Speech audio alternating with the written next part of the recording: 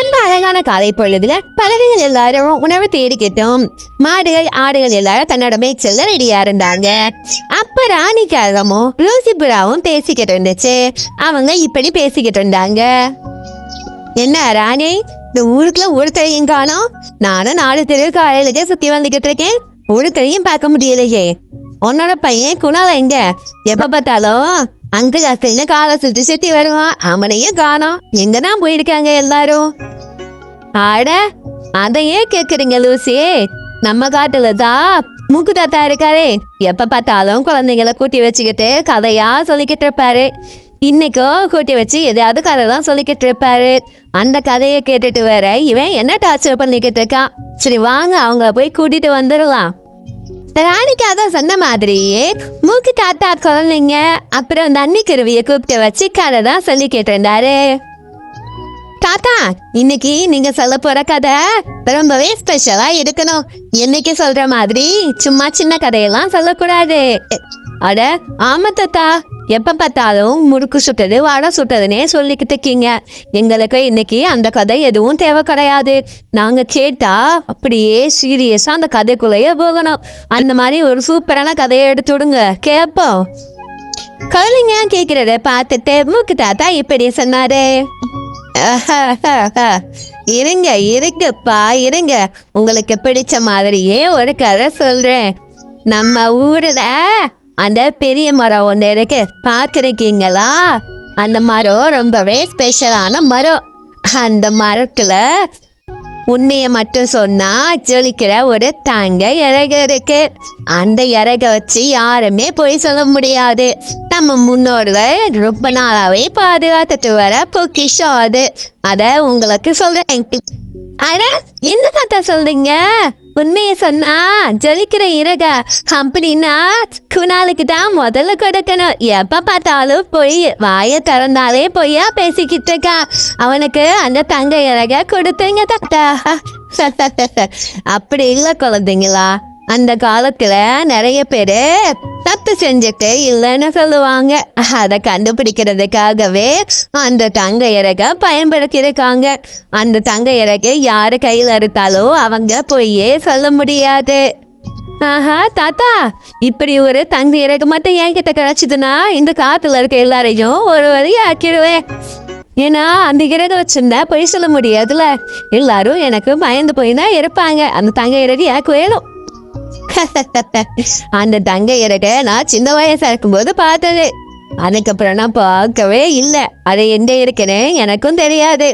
ஓ அதிர்ஷ்டம், உனக்கு கிடைக்கணும்னு இருந்தா அது கிடைக்கும். நம்ம ஊரு எல்லையில இருக்க மரத்துல தான் இருக்குன்னு சொல்லுவாங்க. பறவைகள் அப்படி பேசிக்கிட்டு இருக்கும் போதே லூசிபுராவும் ராணிக்காகவும் அங்க வந்தாங்க. அப்ப ராணிக்காக இப்படி சொல்லிச்சு. மூக்கு தாத்தா, உங்க தொல்லை தாங்க முடியல. நீங்க பாட்டுக்கு ஏதாவது ஒரு கதைய சொல்லிட்டு போயிடுறீங்க. அதுக்கப்புறம் அந்த இடத்துக்கு போகணும், அங்க எடுக்கணும்னு சொல்லி எங்களெல்லாம் படுத்துறாங்க. தயவு செஞ்சு சும்மா இருங்க. அப்படி சொல்லிட்டு பறவைகள் எல்லாம் அங்க போயிட்டாங்க. மரணாயிரமும் முடிஞ்சது. ராணிக்காகவும் அவசர அவசரமா வந்து மூக்கு தாத்தா இப்படி பேசிச்சு. மூக்கு தாத்தா, கேள்விப்பட்டீங்களா? நம்ம ஊரு இணையில இருக்கிற அந்த தங்க இறகு இருக்குன்னு சொன்ன மரம் உடஞ்சு போயிடுச்சான். ஊர் மக்களே அங்கதான் இருக்காங்க. நாமளும் போய் பார்க்கலாம். மூக்கு தாத்தா, நீ தேர குணால் தானே சொல்லிக்கிட்டு இருந்தா அந்த தங்க இறகு எனக்கு வேணும்னு. ஒருவேளை ஆசைப்பட்டு மரத்தையே வெட்டிட்டாலும் என்னமோ. அந்த தங்க இறகு மேல இருக்க ஆசையில அந்த மரத்தையே வெட்டுற அளவுக்கு அவனுக்கு தைரியம் வந்திருக்கு பாருங்களே. இப்ப அவன்கிட்ட தான் அந்த இறகு இருக்கும். அப்ப தண்ணிக்குருவி இப்படி சொல்லிச்சு.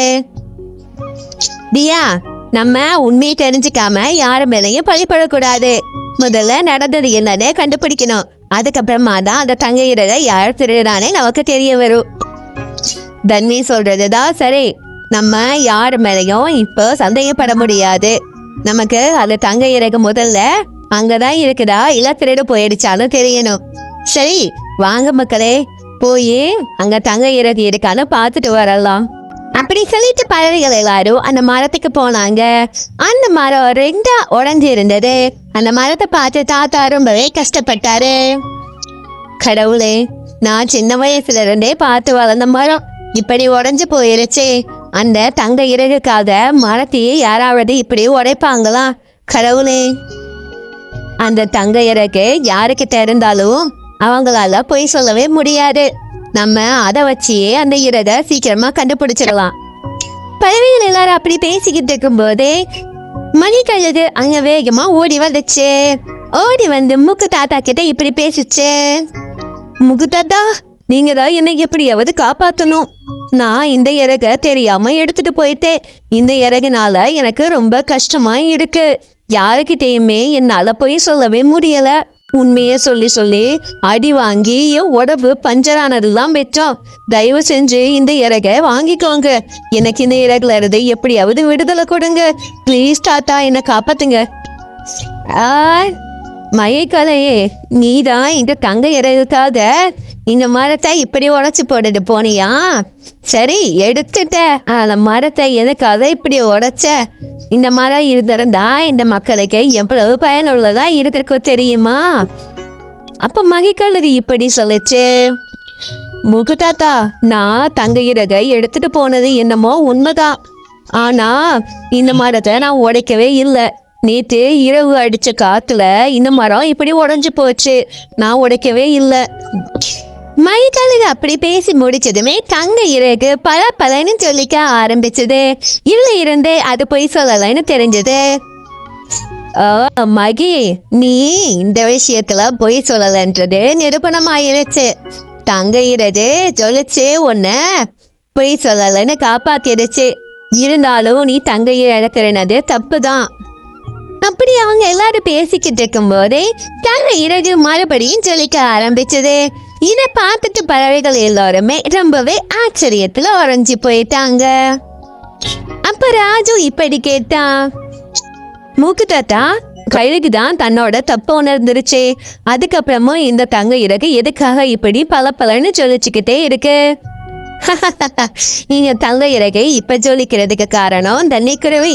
குணால் காகத்தை எல்லாரும் திருடன்னு சொல்லும் போது தண்ணிக்குருவி மட்டும்தான் ஆதாரம் இல்லாம யாரையும் திருடன்னு சொல்லக்கூடாதுன்னு சொல்லிச்சு. அதனாலதான் இறகை இப்ப ஜொலிக்குது. இதுல இருந்து நாம என்ன கத்துக்க போறோம்னா, ஆதாரம் இல்லாம யாரையும் திருடன்னு சொல்லக்கூடாது. தப்பு செஞ்சிருந்தாலும் தப்ப ஒத்துக்கிட்டே திருந்த முயற்சி செய்யணும்.